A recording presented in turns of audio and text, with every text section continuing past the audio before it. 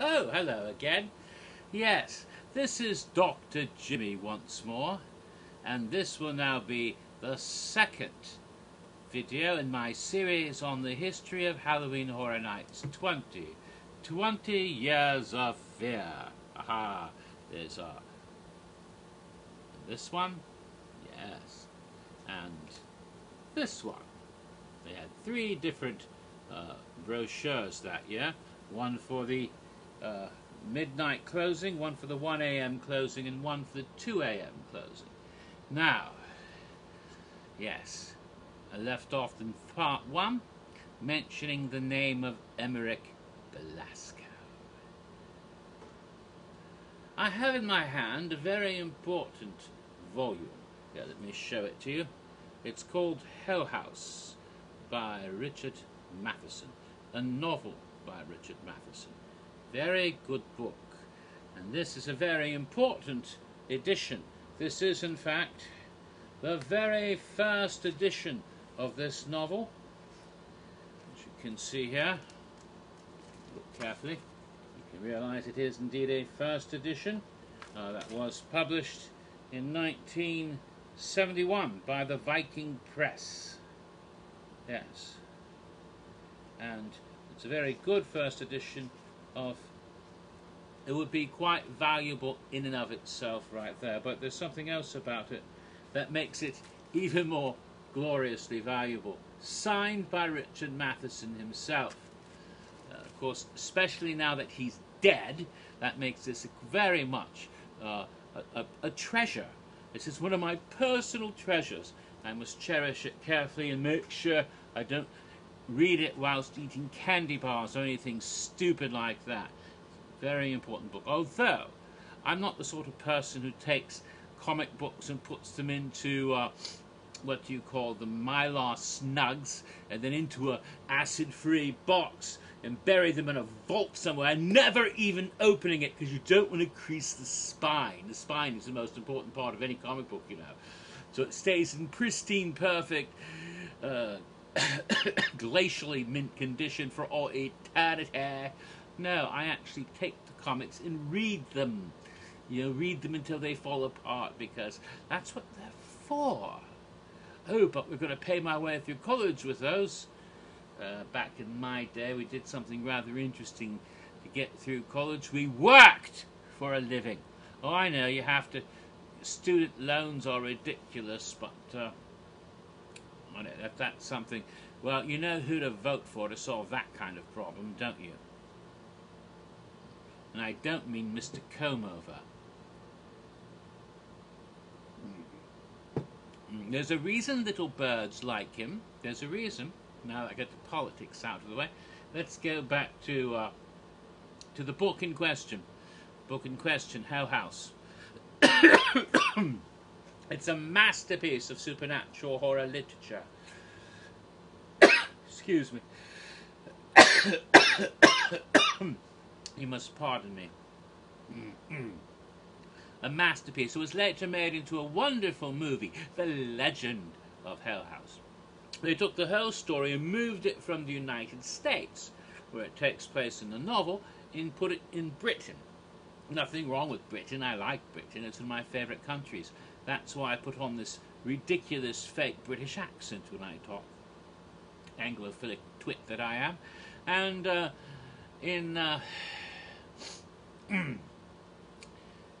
in the book, of course, it's all about there's this eccentric, debauched, decadent billionaire or millionaire, whatever, named Emmerich Belasco, and a notorious man, very similar perhaps to real people like perhaps Aleister Crowley, although he wasn't a millionaire, but still.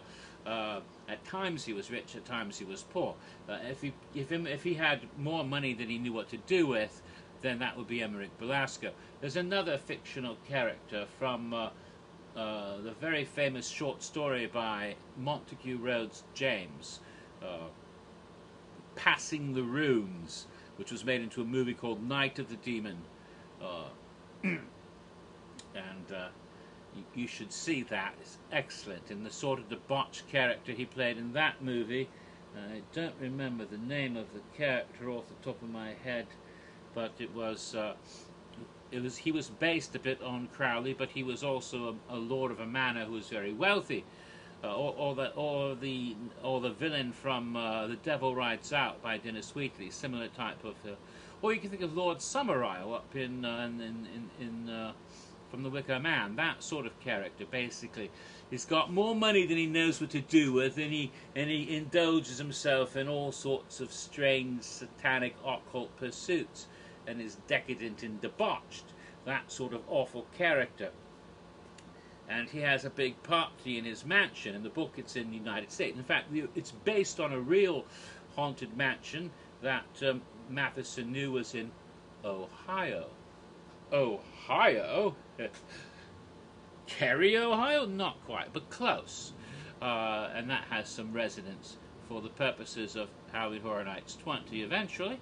But in the original novel, the mansion is haunted after Emeric Belasco holds a wild party, and he and his wife and a whole bunch of guests, I think something like 12, 13, whatever, are invited, and they all die horribly, all of them including Belasco. And then the place is haunted by all these nefarious haunting spirits and ghosts, making it one of the most haunted houses in the world. Eventually some psychic investigators, ghost hunters, spirit seekers, whatever you want to call them, show up to try to cleanse the house of the evil spirits. They bring some sort of technological device with them, and terrible consequences ensue. That might sound familiar to you for more than one reason. If you've seen the film, or something else you might have seen back around 2010. That sounds awfully familiar to all of this I just described. Not, I think, a coincidence. Not at all, I think. But we'll get to that when we get to the houses. But as I was saying, this embodiment of evil, the dark will that causes all the evil in this house, is Emeric Belasco. And so, quite intriguingly, for those of us who've read the book, or saw the movie, it was interesting when someone calling themselves Emeric Belasco starts to show up at a couple of locations, notably Horror Night Nightmares forums. Now, here I must make a brief elegy to the Vault. HHN Vault shut down in early 2009. Very upsetting for me and others. I was actually on the Vault making a post at the time it shut down, and so I make a post, it comes up, and there's nobody else, and it was weird because there were people on there, and then I look and there's no one on the site except me. And so, well, that happens sometimes early in the morning, but it was very weird. Nobody on the site at all except me. And I thought, that's very strange. And I looked around and I refreshed it, and then when I tried to refresh it, it wouldn't come back up. So I went back to the front of the Vault, and instead of seeing the normal Vault homepage, I saw a black screen, just darkness and very strange noise. What is that noise? A show tune? I like show tunes, as some of you are probably aware, but that was very strange to hear it coming out of the Vault. It was, so long, farewell, auf Wiedersehen, goodbye, from The Sound of Music, of all things. Oh my God, the Vault was saying goodbye. Yes, the Vault shut down at that time. And for a long time you couldn't get anything but The Sound of Music. Now there's something else there, but it still isn't the Vault. It seems like maybe the people who own the Vault and still do are teasing us, as it would be the 10th anniversary of the Vault this year, if it was still around, just like it was the 5th anniversary of the Vault at the time it disappeared on us. Oh, how sad. Or whatever it was, just about that time. So we're sitting there wondering, what the hell is going on? Why did this disappear? But as a result, everybody who had been posting on the Vault, which at the time was the place to go for Horror Nights posting for the fans online, they went to two places. One was HHN Rumors, which was popular with some people for a little while. Now it doesn't even have a forums anymore, so that's gone. But the other place was Horror Night Nightmares. That became really popular for a few years. there aren't as many people there as used to be, and also people have gone elsewhere. Facebook has become, there's so many places on Facebook to talk about Horror Nights. Or there's also Orlando United, which seems to be doing much better than Horror Night Nightmares, at least as far as the number of posts made on the subject, and so maybe that's the future of Horror Nights fandom. One of the oldest forums on the line, Orlando United.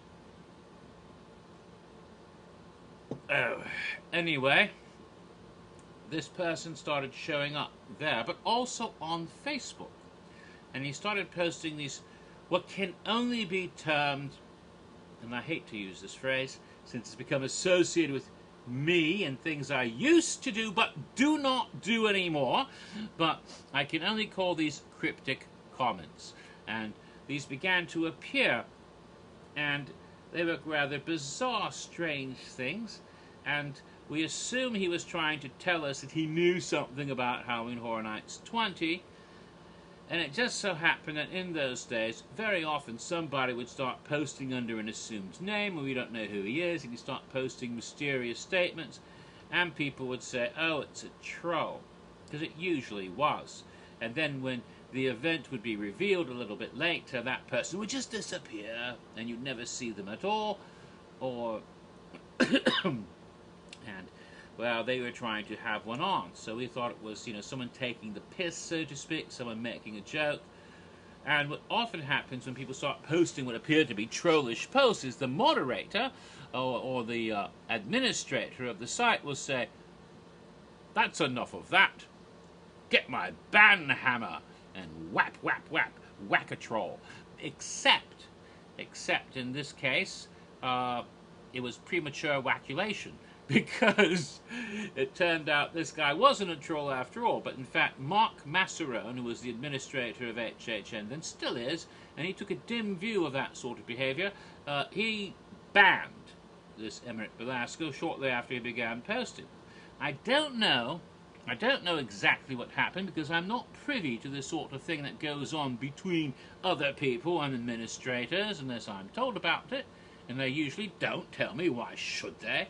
But I can guess that perhaps whoever Emmerick Velasco was contacted Mark, and it may have been someone Mark knew personally, and said, yo, it's me, I'm posting for real shit, so please put me back on. I don't know, maybe that's what happened. Whatever it is, all of a sudden he got unbanned, and there were his cryptic comments again. How weird. How'd that happen? I don't know. But looking at him, it was like, what is he getting at? He would not really make a cryptic clue, but he would refer you to something else that contained a clue. Like he'd mention, for example, a particular play of William Shakespeare's, Julius Caesar, in fact, and give you the exact act, scene, and line. And you go look up that act, scene, and line, and then you find out that a bit of dialogue from the play was, "Cry havoc, and let slip the dogs of war." And we didn't know what that meant, except that when the reveal came, oh my God, he actually gave us the name of a house. Whoa! Another clue was referring to a particular speech that Franklin Delano Roosevelt gave, and what the theme of that speech was. And if you went and looked it up, you find out that was when President Roosevelt had said, "We have nothing to fear but fear itself." And thus, we found out later, when everything was revealed, oh, he was giving us the icon. Wow! So obviously, when that happened, we realized that Velasco was the real deal, and all of his clues had in fact been and if you go back and look, we found out that all the clues gave us all of the haunted houses that year, and as well as the icon. So wow, Emmerick Velasco really did have a good inside source, whoever he or she or it or them were, which remains a mystery to this day. Obviously, if it was ever revealed, somebody could get in trouble at Universal based on the accuracy this guy had. So, very intriguing. And it made us sit up and take notice whenever anything came from him again. Interesting. So that was our source of information, although a lot of it didn't become really clear what he was getting at until revelation started to come. And when it became obvious that some of these clues were correct, we began to examine them more carefully to try to figure them out. So that was the real only source of leaks that year. Done not so much in, I'm going to leak everything, haha, but playful, cryptic leaking in the way that, well, inspired me a couple of years later, as some of you probably have imagined. Well, after that, we did begin to finally find out something about the event right around June of 2010. And that was when, of course, the website, the old website from 2009, disappeared from the screen, and when you clicked into HorrorNights.com, you found yourself looking at a teaser, well, a placeholder website. Except it wasn't the one that we had seen every year since 2006.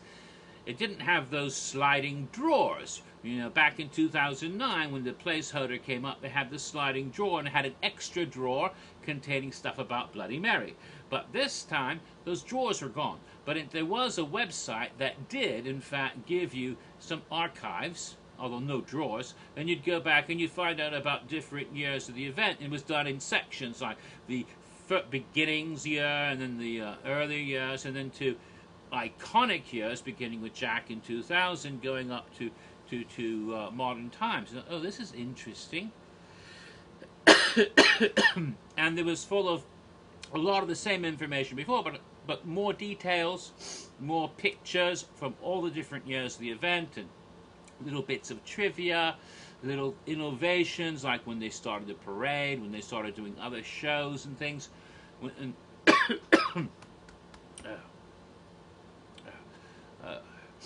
Anyway, sorry about that. I got a bit of a problem in the back of my throat or something.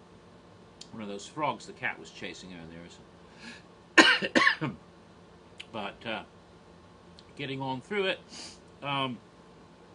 photographs and images, some of which had been on the sites before, but some were new. So, ooh, this is neat. This is neat. What's that? Ooh, I remember that from, 1997 or something. If you had been there that year and you're an old fuck like me, then you could look at, oh, that's cool. So there's stuff like that going on. But it was just a sort of informative placeholder with all this information from previous years. Then in July, though, something began to change on the site. And now, when you first clicked on, there was something rather startling. It was the image of a lantern. Let me show you a picture of the lantern. Move up closely so you can get a good look of it.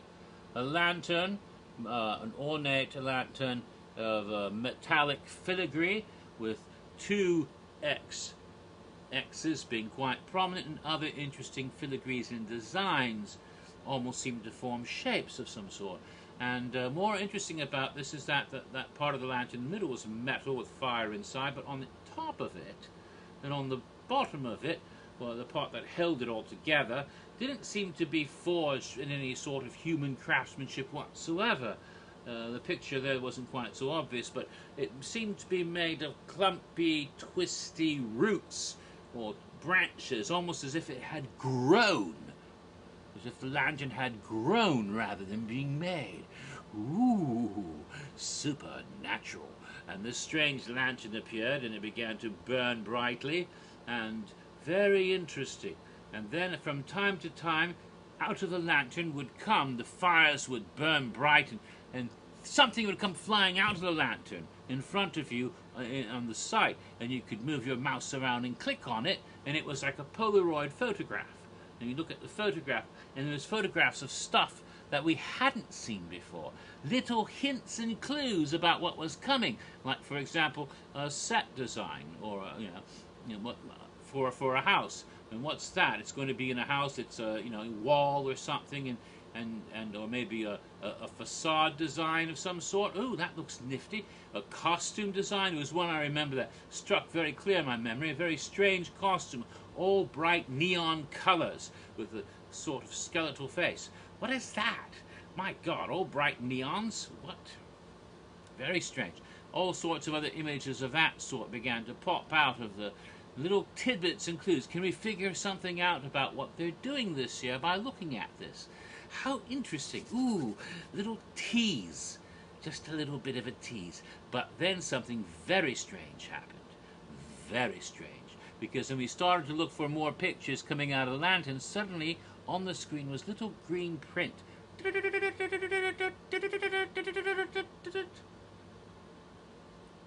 The transmission of the website was being interrupted by Legendary Truth themselves. They hacked the website to tell us Universal is not telling you the truth about the lanterns. Stand by for further information. And get more information by clicking on this link to the Legendary Truth website.